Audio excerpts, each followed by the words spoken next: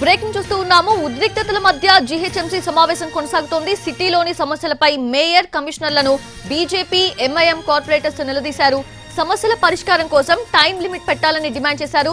ప్రధానంగా చెత్త సమస్య, స్ట్రీట్ లైట్స్ వెలగడం లేదంటూ త్వరగా చర్యలు తీసుకోవాలని కోరారు. త్వరలోనే సమస్యలు పరిష్కారం చేస్తామన్నారు కమిషనర్.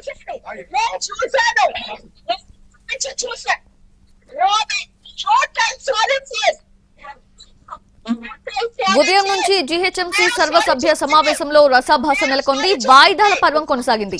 బడ్జెట్ ఆమోదం తర్వాత ప్రజా సమస్యలపై చర్చించాలని బీఆర్ఎస్ పట్టుబట్టింది. ఈ క్రమంలో కాంగ్రెస్, బీఆర్ఎస్ కార్పొరేటర్స్ కి మధ్య వాగ్వాదం జరిగింది. దీంతో బీఆర్ఎస్ కి చెందిన 4 కార్పొరేటర్స్ ని మార్షల్స్ బయటకు తీసుకెళ్లారు. నిరసన చేపట్టిన బీఆర్ఎస్ కార్పొరేటర్స్ ని అరెస్ట్ కూడా చేశారు.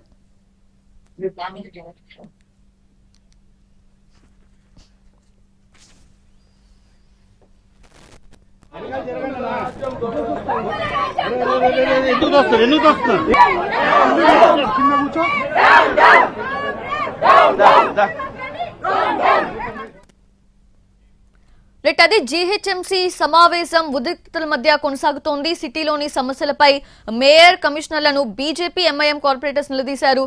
పూర్తి అప్డేట్స్ తెలుసుకుందాము. మా ప్రతినిధి ప్రేమ్ సిద్ధంగా ఉన్నారు. ప్రేమ్, ఏంటి అసలు ఇప్పుడు కూడా అలానే కొనసాగుతోందా సమావేశం?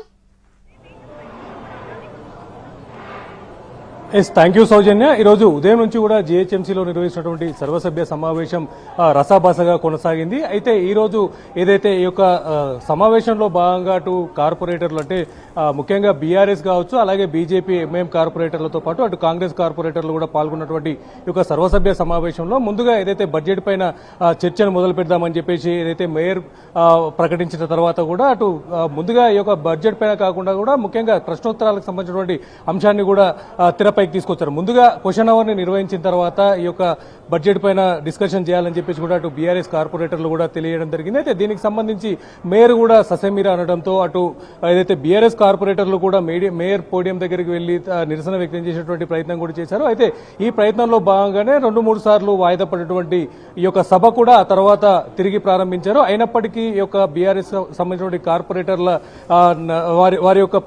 వారి యొక్క చర్యలు కూడా మారకపోయేసరికి ఈ యొక్క వారిని కూడా మార్షల్ని పిలిపించి వారిని బయటకు పంపించారు. దాంతో పాటుగా కూడా మేయర్కు ఉన్నటువంటి విచక్షణ అర్హతతో పాటు ఆ యొక్క కార్పొరేటర్లందరినీ కూడా సభ నుంచి సస్పెండ్ చేసి పంపించడం జరిగింది. ఏదైతే ఒక కార్పొరేటర్లంతా కూడా బయటకు వచ్చి నిరసన వ్యక్తం చేసిన సమయంలో కూడా తప్పనిసరి పరిస్థితుల్లో పోలీసులంతా కూడా బీఆర్ఎస్ సంబంధించినటువంటి కార్పొరేటర్లందరినీ కూడా సికింద్రాబాద్ లో ఉన్నటువంటి పోలీస్ స్టేషన్ కూడా తరలించారు. అయితే ఆ తర్వాత భోజన విరామం తర్వాత ప్రారంభమైనటువంటి సభ తిరిగి ఈ యొక్క ప్రశ్నోత్తరాలపైన కూడా చర్చ జరుగుతుంది. అయితే ఈ యొక్క ప్రశ్నోత్తరాల సందర్భంగా కూడా చర్చిస్తున్నటువంటి సభలో కూడా అటు బీజేపీతో పాటు ఎంఐఎం కూడా అటు మేయర్ ని అలాగే కమిషనర్ ని కూడా నగరంలో ఉన్నటువంటి అనేక సమస్యలపై ప్రశ్నించారు. ఏదైతే గత 4 సంవత్సరాలుగా వారి డివిజన్ లో ఈ యొక్క జీహెచ్ఎంసీ పరిధిలో అనేక పెండింగ్ లో ఉన్నటువంటి పనులు కూడా పూర్తి కాకుండా ఉండడం, దానికి సంబంధించి ఎలాంటి నిధులను కూడా పూర్తి స్థాయిలో విడుదల చేయకపోవడంపై అంశంపైన కూడా ఎక్కువగా చర్చ జరుగుతుంది. దాంతో పాటుగా కూడా సిటీలో ముఖ్యంగా చెత్తకు సంబంధించిన అంశంపైన కూడా శానిటేషన్ విషయంలో కూడా పూర్తి స్థాయిలో ఈ యొక్క సభలో కూడా మేయర్ ని కూడా ప్రశ్నించారని కూడా చెప్పుకోవచ్చు. దాంతో పాటుగా కూడా నాలాలు ఏదైతే గతంలో ఎప్పుడో పురాతన కాలంలో నిర్మించినటువంటి అనేక నాలాలకు సంబంధించినటువంటి సమస్య కూడా కొత్తగా నగరంలో నెలకొంటుంది. ముఖ్యంగా ఓల్డ్ సిటీకి లాంటి ప్రాంతాల్లో కూడా ఈ నాలాలకు సంబంధించిన అంశం రీసెంట్ గా చూసుకున్నట్టయితే ఓల్డ్ సిటీలో ఇప్పటికే 2-3 సార్లు నాలా కూడా దారుసలం పరిధిలో కూడా కూలినటువంటి సందర్భాలు ఉన్నాయి. అయితే ఈ యొక్క నాలాల పునరుద్ధరణతో పాటుగా కూడా అటు ఏదైతే నాలాలకు సంబంధించినటువంటి ప్రక్షాళన కూడా చేయాలి, అలాగే నాలాలను కొత్తగా నిర్మించడంతో పాటుగా కూడా చెత్తకు సంబంధించినటువంటి ఈ యొక్క చెత్తకు సంబంధించినటువంటి చర్యలు కూడా చేపట్టాలని చెప్పేసి కూడా వారు డిమాండ్ చేస్తున్నారు. దాంతో పాటుగా కూడా ముఖ్యంగా నగరంలో స్ట్రీట్ లైట్లకు సంబంధించినటువంటి సమస్య కూడా విపరీతంగా ఉందని చెప్పేసి కూడా అన్ని డివిజన్లకు సంబంధించినటువంటి కార్పొరేటర్లు కూడా మేయర్ దృష్టికి తీసుకొచ్చారు. అయితే ఇది కొత్త ఏం కాదు, గతంలో కూడా అనేక సార్లు మేయర్ దృష్టికి ఈ యొక్క వీధి దీపాలకు సంబంధించినటువంటి అంశాన్ని కూడా తీసుకొచ్చిన నేపథ్యంలో కూడా ఎలాంటి చర్యలు తీసుకోకపోగా దాంతో పాటుగా కూడా కమిషనర్ అంటే గతంలో ఈ మధ్య కాలంలో చూసుకున్నట్లయితే ఒక 6 నెలల్లో 4 నెలల్లో ఒకసారి ఈ యొక్క కమిషనర్ కూడా మారుస్తున్నారని చెప్పేసి